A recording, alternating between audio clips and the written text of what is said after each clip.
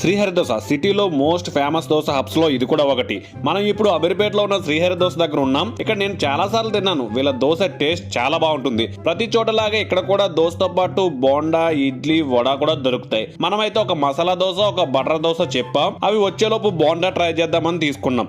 ఇదేంటి భయ్యా ఎంత గట్టిగా ఉంది?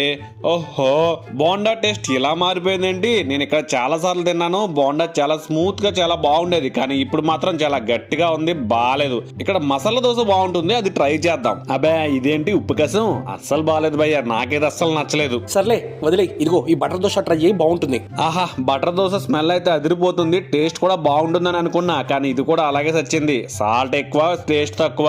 బాబు నెక్స్ట్ ఏంటమ్మా? ఈసారి కాస్ట్లీ దోశ, కాజు దోశ. ఇదేం దోశరా సామి, మామూలు దోశపై కాజు పడేశాడు అంతే. అంతకు మించి ఇందులో టేస్ట్ పెద్దగా ఏం అనిపించలేదు. మళ్ళీ దీనికి 120 రూపాయలనా? ఒకప్పుడు ఎలా ఉండేది, ఇప్పుడు ఎలా అయిపోయింది ఏంటి శ్రీహరి దోశ? ఫుల్ వీడియో కోసం యూట్యూబ్